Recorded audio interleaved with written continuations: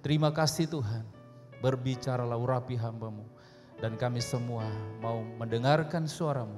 Di dalam nama Yesus Tuhan kami berdoa, haleluya, amin. Silakan duduk Bapak Ibu Saudara sekalian, shalom, shalom. Puji Tuhan, selamat pagi, salam sejahtera bagi kita sekalian.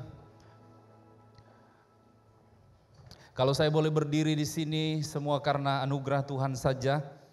Saya Pendeta Medin Tumanggor, Gembala Sidang GBS Bukit Doa Singaraja. Saya datang bersama istri dan anak saya. Bolehkah bangkit berdiri? Ya, puji Tuhan. Terima kasih kepada Pastor Handoko dan Ibu untuk kepercayaan dapat melayani di tempat ini. Terima kasih untuk semua tim pastoral di tempat ini yang menyambut kami. Tuhan kiranya memberkati kita sekalian. Bapak Ibu Saudara sekalian, pada pagi ini saya ingin menyampaikan satu tema firman Tuhan, yaitu harga dari sebuah penyembahan.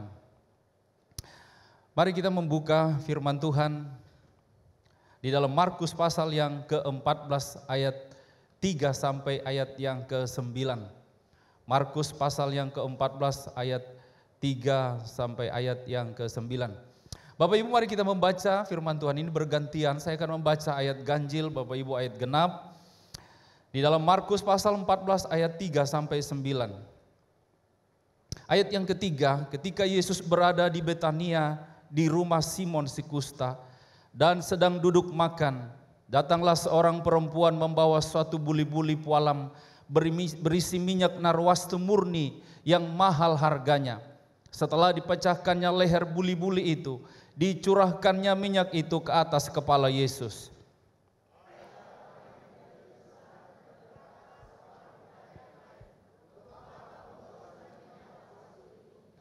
Sebab minyak ini dapat dijual 300 dinar lebih dan uangnya dapat diberikan kepada orang-orang miskin. Lalu mereka memarahi perempuan itu.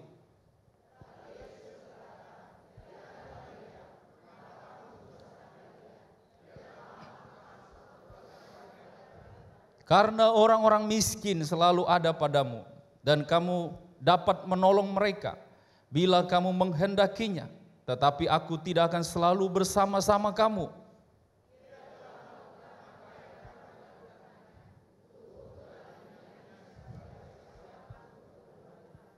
Aku berkata kepadamu, sesungguhnya di mana saja Injil diberitakan di seluruh dunia, apa yang dilakukannya ini akan disebut juga untuk mengingat dia. Bapak Ibu Saudara sekalian, hidup kita yang telah ditebus oleh darah Kristus adalah sebuah penyembahan. Kita adalah penyembah-penyembah yang menyembah di dalam roh dan kebenaran. Akan tetapi Bapak Ibu, tidak ada penyembahan sejati tanpa membayar harga. Harga yang kita bayar itu adalah bukti bahwa kita sungguh-sungguh menyembah. Harga yang kita bayar itulah yang membuktikan kualitas dari penyembahan itu. Bapak Ibu Saudara sekalian, sebelum Allah menghampiri Salomo dan berkata kepadanya, mintalah apa yang hendak kuberikan kepadamu. Salomo baru saja mempersembahkan 1000 korban bakaran. Ya, 1000 korban bakaran adalah jumlah yang sangat besar. Jumlah yang sangat fantastis untuk sebuah korban bakaran, saudaraku. Betapa repotnya, saudara, mengatur 1000 korban bakaran. Betapa repotnya menata dan mengorbankan 1000 korban bakaran. Ini mungkin membutuhkan waktu berhari-hari lamanya, bahkan berminggu-minggu untuk mempersembahkan 1000 korban bakaran. Tetapi saudaraku yang kekasih, Salomo mempersembahkan dengan segenap hati. Dia sungguh-sungguh melakukan itu untuk Tuhan. Setelah penobatannya sebagai raja, dia mau bersyukur kepada Tuhan. Dia ingin memberi yang terbaik kepada Tuhan. Setelah itulah Tuhan datang, saudaraku, menampakkan diri kepadanya. Mintalah apa yang hendak kuberikan kepadamu. Saudara, bukankah perkataan ini yang kita nantikan dalam hidup kita? ketika kita berdoa, ketika kita meminta sesuatu kepada Tuhan. Bukankah pernyataan ini yang kita minta, yang kita harapkan? Tetapi Salomo tidak meminta itu. Dia datang dengan satu ketulusan, satu penyembahan terbaik yang dia beri kepada Tuhan. Dia mempersembahkan 1000 korban bakaran, sesuatu yang merepotkan, sesuatu yang membutuhkan waktu dan tenaga. Tapi Salomo melakukan dengan segenap hati untuk Tuhan. Lalu Tuhan datang kepadanya, minta.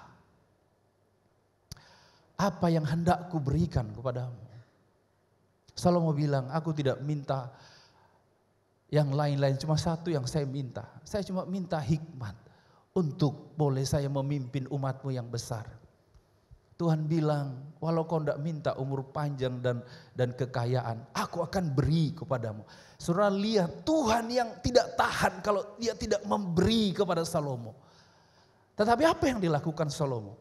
Satu penghormatan, satu penyembahan yang menyenangkan hati Tuhan. Penyembahan sejati itu menggerakkan hati Tuhan. Katakan amin.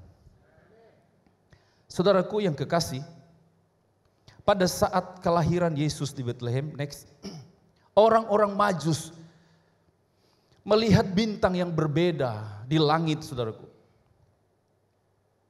Dalam penafsiran mereka sebagai ahli perbintangan pada masa itu, mereka menyimpulkan bahwa bintang itu adalah tanda kelahiran seorang Raja Agung. Yang menarik dan luar biasa adalah mereka bukan cuma sebagai pengamat, tetapi mereka membuktikan, mereka mempersiapkan segala sesuatu dan pergi, saudaraku, mencari Raja Agung itu. Mereka mengikuti bintang itu hingga mereka tiba di Yerusalem. Pertanyaannya adalah, berapa banyak waktu yang mereka habiskan berjalan dari timur ke Yerusalem? Mengingat pada masa itu transportasi hanya menggunakan binatang. Alkitab mencatat pada waktu mereka lihat bintang itu, Yesus lahir di Bethlehem. Tapi pada waktu mereka tiba di rumah di Yerusalem dan bertemu dengan bayi itu, bayi Yesus itu sudah ada di rumah. Berarti ada waktu yang panjang, saudaraku. Berikutnya, saudaraku, malaikat mengingatkan orang-orang Majus supaya tidak kembali ke Herodes. Sebab ke Herodes ingin membunuh bayi itu. Lalu para Majus ini mengambil jalan lain. Lalu Herodes marah. Lalu dia memanggil ahli-ahli yang ada di istananya. Dia hitung kira-kira kapan Yesus lahir. Lalu kira-kira hari ini umur berapa. Saudaraku, lalu Herodes memerintahkan semua anak umur di bawah 2 tahun harus dibunuh. Dengan harapan salah satu yang meninggal adalah raja yang baru lahir itu. Berarti ada sekitar hampir 2 tahun. Berjalan, saudaraku, orang-orang Majus untuk tiba di Raja Agung itu. Berapa besar biaya yang mereka habiskan dalam perjalanan itu.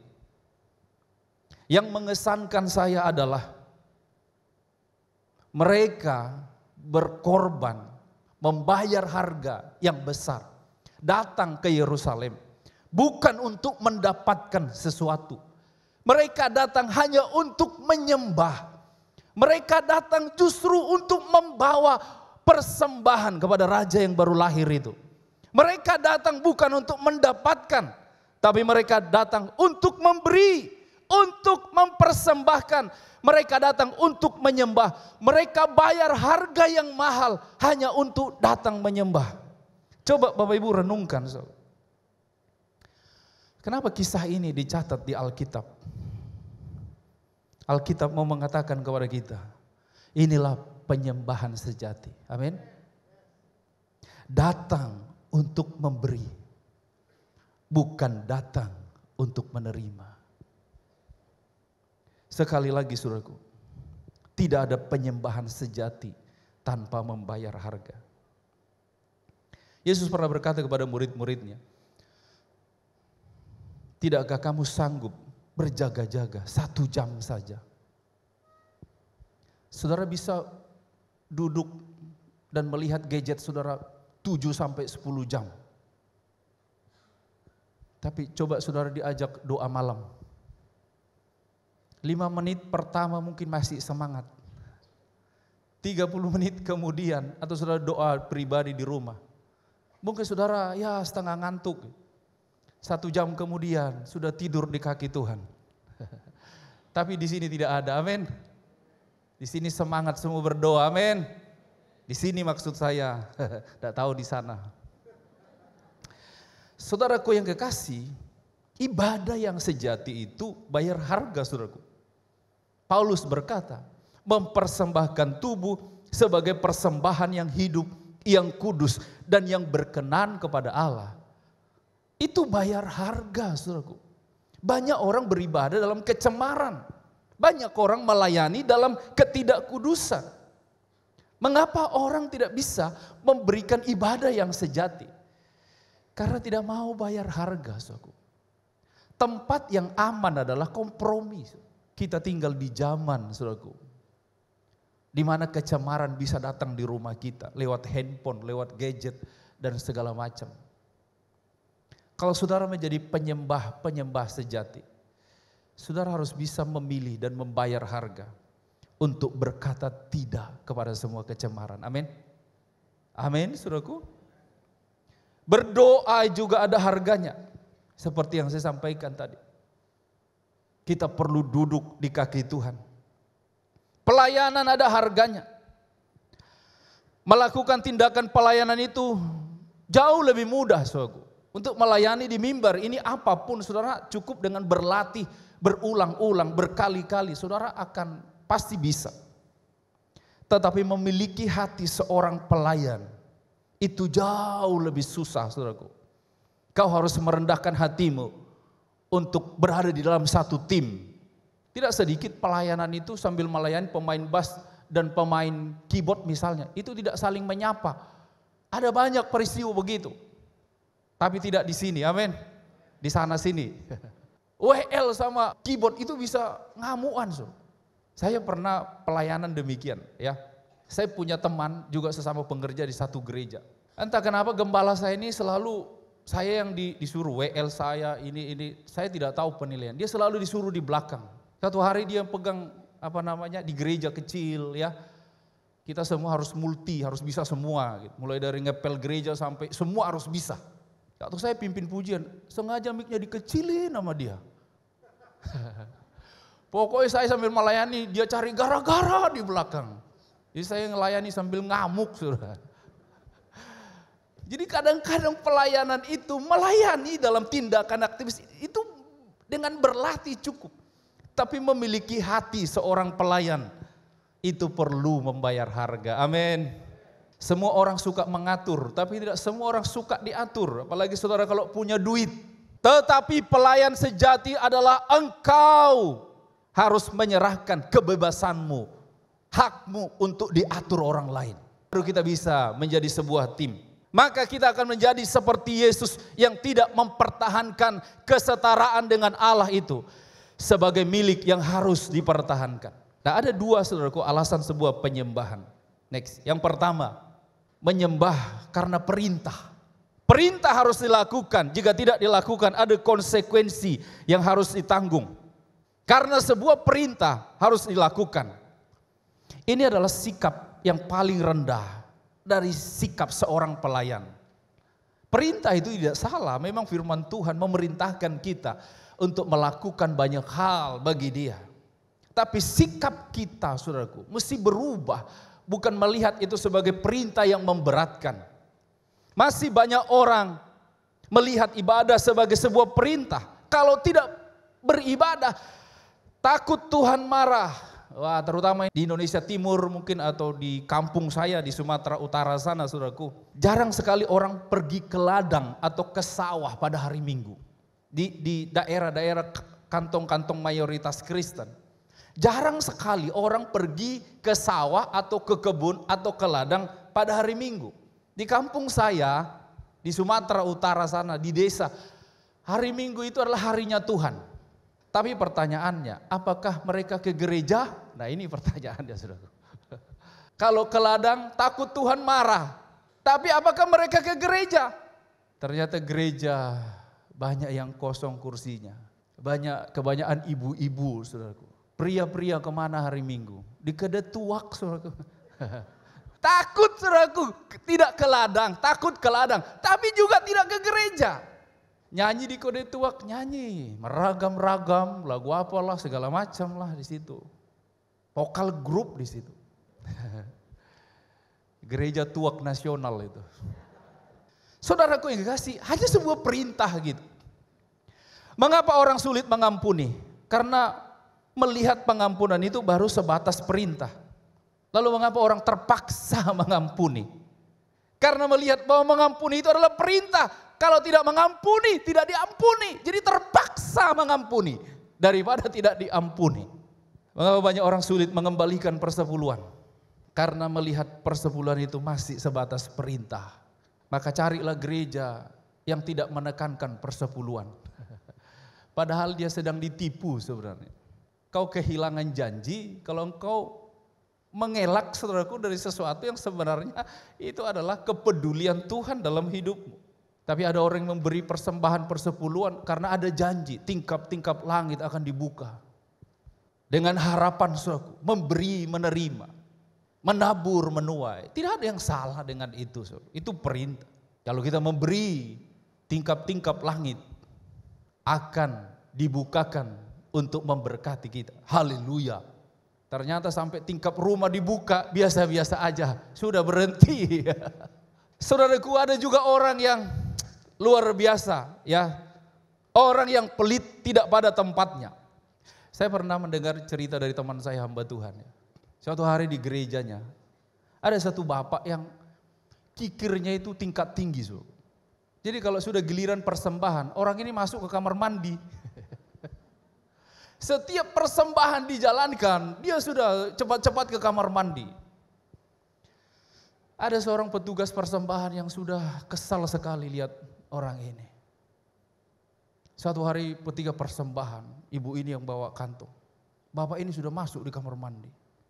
Selesai persembahan, yang lain ngumpulin kantong. Ibu ini tunggu. Begitu dia masuk dari pintu gereja langsung, saudaraku. Jadi tidak bisa ngelak. Orang belum memahami apa artinya memberi dengan cinta, dengan kasih. Hanya sebatas perintah. Dan ada yang bilang perintah untuk dilanggar. Itu di dunia yang lain. Tapi yang benar, saudaraku, yang kedua, menyembah karena cinta. Inilah penyembahan sejati, amin. Tidak ada yang sulit kalau ada cinta. Kristus menebus dosa kita, harganya begitu mahal. Bukan karena kita baik. Justru Kristus mati di salib pada waktu kita berdosa. Apa alasannya? Tidak ada alasannya kecuali Yohanes 3 ayat 16 berkata, karena begitu besar kasih Allah atas kita orang berdosa. Kasih itu melampaui segala hal. Tidak ada yang sulit kalau ada cinta kepada Tuhan. Beribadah adalah hal yang menggairahkan kalau kita mengasihi Tuhan. Amin.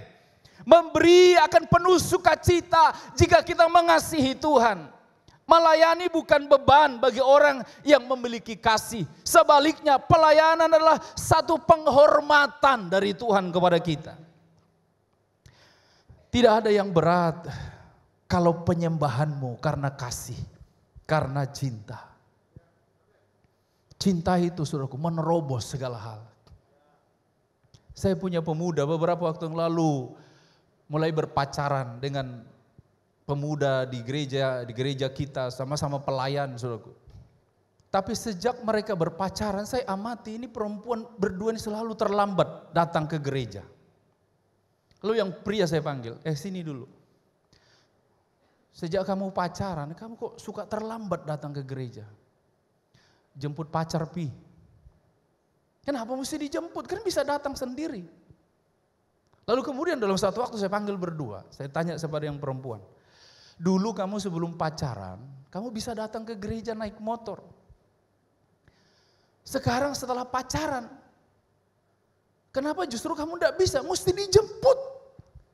Ini rumah yang pria di selatan, gereja di utara, yang perempuan di barat. Jadi mesti mutar, saudaraku. Yang perempuan bilang apa? Pi, sebenarnya saya tidak mau dijemput. Dia yang mau jemput saya. Oh, jadi yang pria ini jemput dia. Saya tanya dia, kenapa mesti kamu jemput? Lagi sayang-sayangnya, Pi. Jadi saudaraku, cinta itu membuat jalan yang ruwet ini, itu tidak masalah. Betul, saudara? Ini yang lagi jatuh cinta, ya, atau yang sudah melewati masa itu. Kalau jatuh cinta, nggak ada yang salah dengan istri. Amin, saudaraku? Nggak ada, saudara. Ya kan? Naik motor berdua, saudaraku. Ya kan? Kalau mungkin istrinya jatuh, motor jatuh, istri yang ditolong. Kenapa sayang? Pacar yang ditolong. Kenapa? Bawa rumah sakit ya, Begitu jadi, menikah, jatuh, motor yang pertama dibangkiti. Dia bilang ini belum lunas. Jadi saudaraku, itu yang sering terjadi. Gunung kudaki, laut kuseberangi. Itu kan janji sebelum pernikahan, betul gak? Wah, cinta itu membuat dada yang sulit. Apa yang ada di kantong pria, kepingin ngasih aja, kepingin. Coba saudara lihat yang saudara cinta, kepingin ngasih. Sekarang direm-rem, sembunyiin. Iya. Seperti Cak Lontong bilang, istri saya ini paling pintar cari duit gitu. Bukan kerja cari duit, tapi di mana aja disimpan istrinya tahu gitu maksudnya. Nah, saudaraku yang kekasih, perbedaannya menyembah karena perintah itu selalu perhitungan. Terlalu lama, terlalu mahal, terlalu banyak, terlalu. Menghitung untung rugi, apa untung beribadah, apa untung melayani, apa untung untuk ini. Itu sebabnya Allah pernah berfirman kepada Nabi Yesaya, bangsa ini memuliakan aku dengan bibirnya, hatinya jauh daripadaku. Tapi menyembah karena cinta, ia mengutamakan hadirat Tuhan. Ia justru rugi jika ia tidak mengalami hadirat Tuhan. Bagi dia perjumpaan dengan Tuhan itu yang utama, itu segalanya. Ia selalu merasa kurang lama, kurang waktu dekat dengan Tuhan. Ada jemaat kami yang baru bertobat 1 tahun yang lalu. Kalau saya khotbah 45 menit, kok sudah selesai? Apalagi saya pernah undang pendeta khotbah 30 menit, kok sudah berhenti? Ingin, saudaraku. Itulah cinta. Kalau bisa tiap hari Minggu, amin. Tapi sekarang, udah Minggu lagi ya? Udah komsel lagi ya? Kayaknya baru komsel kemarin. Off dulu hari ini. Saudara yang kekasih dalam Tuhan. Kasih membuat orang tidak hitung-menghitung berapa banyak yang dia beri kepada Tuhan. Tetapi ia berterima kasih kalau ia bisa memberi. Mestinya saudaraku, kalau kita memberi perpuluhan, kita mesti hormat dulu di depan peti ini dan bilang, Tuhan thank you, aku bisa mengembalikan hari ini. Itu sikap yang betul. Saudara. Kalau saudara tidak diberkati, apa yang mau saudara beri? Saya selalu bilang sama jemaat, kalau Tuhan memang tidak berkati engkau sama sekali, gak usah beri. Gak usah beri perpuluhan, perpuluhan kan 10% dari penghasilan kita. Jadi kalau saya bisa berdiri, misalnya memberi persepuluhan 1 juta, saya berterima kasih Tuhan, itu karena engkau beri saya 10 juta. Mestinya kita yang bersyukur. Kasih membuat kita, saudaraku, tidak menghitung itu, justru kita berterima kasih. Bagaimana sikap yang benar sebenarnya dalam penyembahan kita? Mari kita akan belajar melalui sikap perempuan yang mengurapi kepala Yesus ini. Seorang perempuan yang datang kepada Yesus, ia membawa sesuatu yang berharga yang dia miliki kepada Yesus sebagai ungkapan cinta dan penyembahan kepadanya. Coba kita baca firman Tuhan ini, saudaraku. Saya perhatikan yang saya garis bawahi di sini. Ketika Yesus berada di Betania di rumah Simon si kusta dan sedang duduk makan, datanglah seorang perempuan membawa suatu buli-buli pualam berisi minyak narwastu murni yang mahal harganya. Ini tidak kebetulan, saudaraku, istilah murni, mahal harganya dicatat oleh Alkitab. Setelah dipecahkannya leher buli-buli itu, dicurahkannya minyak itu ke atas kepala Yesus. Ada orang yang menjadi gusar dan berkata seorang kepada yang lain, untuk apa pemborosan minyak narwastu ini? Sebab minyak ini dapat dijual 300 dinar lebih dan uangnya dapat diberikan kepada orang miskin. Lalu ia memarahi perempuan itu. Next. Tetapi Yesus berkata, biarkanlah dia. Mengapa kamu menyusahkan dia? Ia telah melakukan suatu perbuatan yang baik padaku. Karena orang-orang miskin selalu ada padamu. Dan kamu dapat menolong mereka bila mana kamu menghendaki. Tapi aku tidak selalu bersama-sama kamu. Ia telah melakukan apa yang dapat dilakukannya. Tubuhku telah diminyakinya sebagai persiapan untuk penguburanku. Aku berkata kepadamu, sesungguhnya di mana saja Injil diberitakan di seluruh dunia, apa yang dilakukan ini akan disebut juga untuk mengingat dia. Ini menarik ayat 9 ini. Penyembahan wanita ini. Yesus memberi pesan untuk dicatat di Alkitab. Supaya semua orang tahu inilah penyembahan yang sejati. Ada 3 hal yang mau saya sampaikan di sini. Ya, yang pertama kita akan lihat tindakan perempuan ini. Apa yang dilakukan oleh perempuan ini? Next. Pertama, ia datang kepada Yesus. Ia mencari Yesus, menemukan Yesus di rumah Simon si kusta.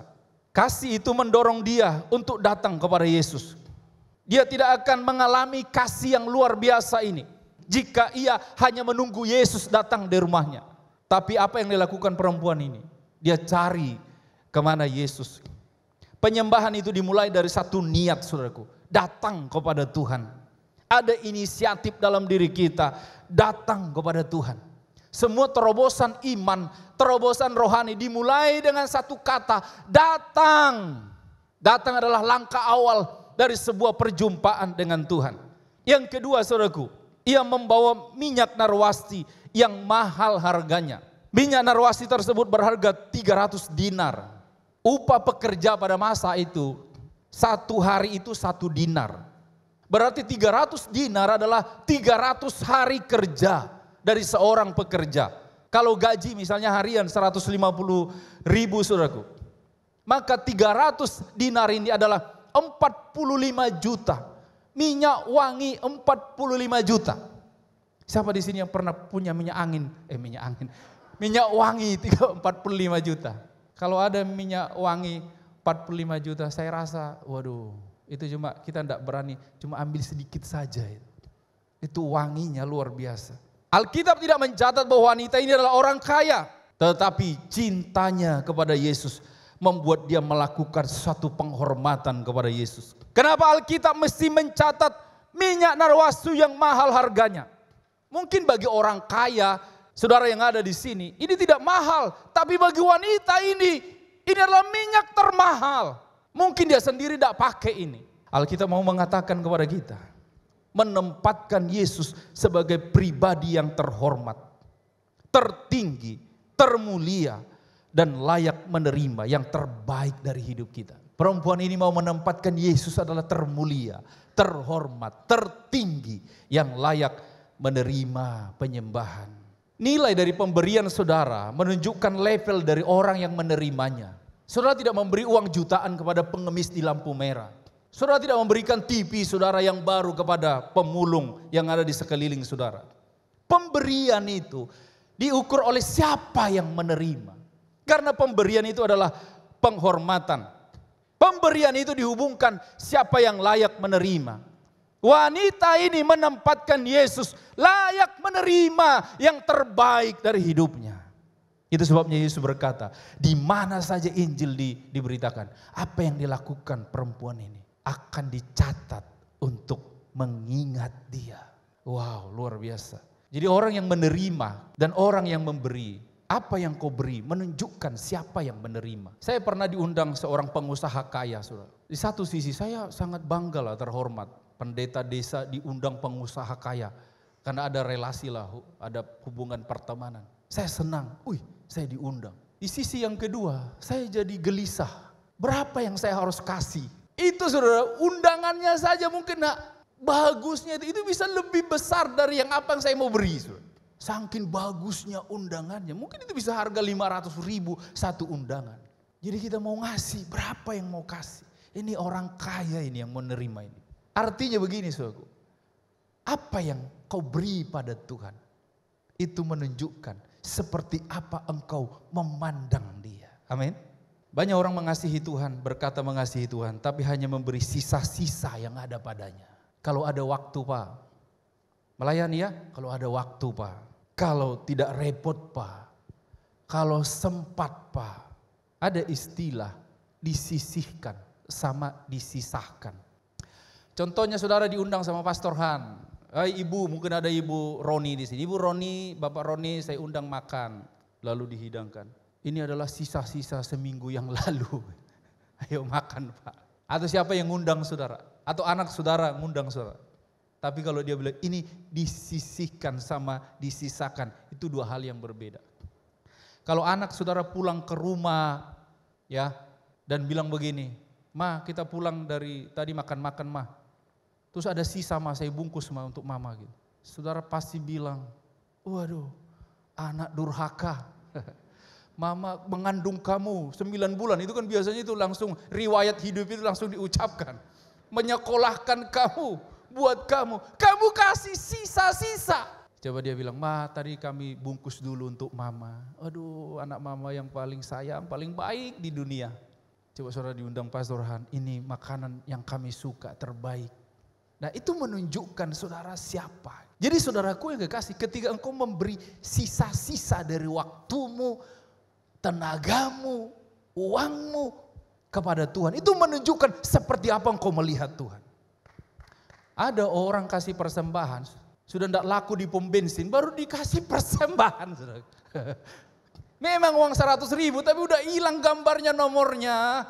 Ya kan, dikasih di pom bensin tidak laku, ya sudah persembahan sajalah. Saudara menghina Tuhan. Istri saya ini paling suka uang baru. Bukan untuk dikasih, untuk persembahan. Saya bilang, ma kalau saya sih tidak usah baru aja, yang penting nilainya lebih besar. Tapi saudara, sikap yang terbaik menunjukkan seperti apa yang menerima. Yang ketiga saudaraku, dia mengurapi kepala Yesus. Tindakan pengurapan pada masa itu dilakukan untuk seorang raja. Perempuan yang menempatkan Yesus sebagai raja. Dan Yesus memang raja segala raja. Ia mencurahkan seluruh isi minyak yang mahal itu kepada Yesus. Tidak ada yang terlalu mahal bagi seorang raja. Sebab raja layak menerima persembahan dari umatnya. Jika kita menempatkan Yesus sebagai raja segala raya, ia layak menerima penyembahan yang terbaik dari yang dapat kita berikan. Amin. Inilah esensi dari penyembahan. Memberi kehidupan yang berharga kepada Yesus. Tuhan tidak meminta yang tidak ada padamu. Tapi Tuhan menyukai persembahan yang terbaik dari hidup kita.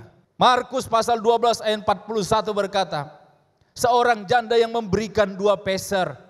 Yesus berkata, apa yang diberi janda yang miskin ini lebih besar dari yang diberikan orang-orang kaya itu. Orang-orang kaya itu memberikan sisa-sisa apa yang dia miliki. Perempuan ini memberi seluruh yang dia miliki. Dia cuma punya 2 peser itu saja. Jadi ukurannya bukan nominalnya, tapi hidupmu saudaraku. Apa yang kau punya, waktu yang kau miliki, talenta yang kau punya. Pada waktu perempuan ini melakukan pengurapan ini, sesuatu yang luar biasa. Yesus menerimanya. Yang kedua saudaraku, tantangan penyembahan. Ada orang menjadi gusar dan berkata, untuk apa pemborosan ini? Ini kan bisa dijual, kasih orang miskin. Pada waktu perempuan melakukan pengurapan ini, apakah semuanya berjalan mulus saudaraku? Apakah ia mendapat pujian dari orang-orang sekelilingnya? Ternyata tidak. Ia justru mendapat hambatan. Orang-orang sekelilingnya bukan memuji ketulusan perempuan ini, tapi justru melarang dia, memarahi dia. Bahkan murid-murid jadi gusar. Murid-murid main hitung-hitungan. Tapi perempuan memberi dari cinta. Minyak adalah minyaknya si perempuan ini. Ia mencurahkan kepada Yesus karena mencintai dia. Lalu kenapa orang lain yang gusar? Itu yang terjadi saudaraku. Talenta-talentamu hati-hatimu, tapi orang lain yang gusar. Kita sungguh-sungguh sama Tuhan, ada orang-orang yang tidak suka. Nah, saudaraku yang kekasih, minyak miliknya si perempuan ini, tapi justru orang-orang sekelilingnya yang marah. Ketika saudara sungguh-sungguh menyembah kepada Yesus, tidak akan selalu mendapat pujian. Ada tantangan saat saudara menyembah Dia. Ada hambatan, bahkan intimidasi ketika engkau mengasihi Tuhan. Kadang-kadang bukan orang jauh, justru dari orang-orang dekat. Kadang-kadang orang yang kita anggap rohani. Tapi ketika engkau taat, setia, menundukkan diri, tetap rendah hati. Itulah harga dari penyembahan itu. Amin. Itulah nilai dari penyembahan itu. Seperti yang disampaikan Pastor Han di gereja kami. Kalau engkau ditampar pipi kanan, kasih pipi kiri kan, itu kan konyol sebenarnya. Tapi itulah harga. Karena kasih bisa melakukan itu. Tapi tantangan terberat sebenarnya justru datang dari dalam diri kita. Bagaimana merendahkan diri. Bagaimana mengalahkan ego. Ego saudara, mengalahkan ego yang lebih susah. Ini tantangan terberat dari dalam. Tapi itulah yang harus saudara taklukkan. Perlu tetap mengasihi sekalipun disakiti. Sekalipun dikecewakan. Sekalipun disalah mengertikan. Ketika saya menjadi gembala, saya cuma ngomong, Tuhan, hidupku adalah penyembahan kepadamu. Menjadi gembala itu harus panggilan. Kalau enggak panggilan, cepat out. Kalau enggak out, stroke. Pendeta itu enggak benar, enggak ada benarnya kadang-kadang. Gemuk salah, dibilang makan terus. Kurus salah, dibilang kurang berkat. Kalau miskin salah, kurang berdoa. Kalau kaya dibilang, wah apa namanya itu, diserba salah. Suatu hari saudaraku, ada 15 tahun lalu, ada jemaat yang datang ke pastori, datang ke gereja. Satu jemaat dengan besan-besannya, anak-anak menantunya. Datang dengan, mereka ini orang kuat di gereja waktu itu. Datang, menyalahkan saya sebagai gembala. Semua disalahkan. Wah, saya sebagai gembala diam aja saudara. Padahal saya tidak melakukan. Kalau bela diri ini tidak selesai ini sampai pagi. Tapi kalau diam, pendeta juga manusia, betul nggak? Sakitnya tuh di sini, saudaraku. Tapi saya diam aja, diam, begini. Mulai dari mereka datang ke pastori, saya lagi cala pendean. Ya saya memang di pastori, walaupun gereja pastori nempel, saya calana pendean. Zaman itu dianggap itu kurang hormat. Masa dia datang, saya pakai celana panjang dulu, baru nyambut dia. Saya terus saudara, gantian dari bapak, besan semua, nyalakan terus. Istri saya di sini. Istri saya ini paling sabar saudara, walaupun kecil tapi hatinya besar. Sabar. Kaki saya diinjak-injak terus. Ini saudara ini produknya Sumatera Utara, ini Batak ini, ada Batak di sini. Bisa naik ke meja, bisa meja terbang gitu. Kaki saya diinjak-injak terus ya. Tapi saya diam, udah mereka puas. Saya bilang begini. Bapak-bapak, ibu-ibu, makasih untuk semua nasihatnya. Tapi di sini, terima kasih. Ya saya akan berubahlah, saya akan beri yang terbaik. Kalau begitu, mari kita berdoa. Doalah, saudara. Ada kursi, saya berlutut. Saudara tahu, saya berlutut nangis kayak bayi saya. Saya nangis, saya bayi. Waduh, bukan hanya air mata, ingus juga sudah. Waduh, dalam hati saya, kok sampai gini Tuhan, sano gitu. Kok sampai segininya gitu rasanya. Mau memberontak tak bisa. Nangis kayak bayi. Habis itu istri saya di samping saya doa. Gereja sama pastori kan cuma beda pintu aja. Pintu udah pastori. Dalam pujian doa sama-sama, mereka juga doa. Saya ke pastori, saya ambil baskom, kasih air. Saya ke pastori, istri saya ikuti saya, ngapain ini Pak Gembala? Jangan bawa parang ini ke pastori. Tapi saya ambil ember, saya ambil handuk yang bersih. Baru saya datang, saya berlutut. Dari yang tua saya bilang, Ibu ini yang paling kencang. Ibu, saya mau basuh kaki Ibu. Saya bersalah Pak Ibu. Oh jangan, dia bilang. Lucu kan? Jangan Pak. Loh, saya salah. Oh Bapak gak salah. Loh, cemana pula ini?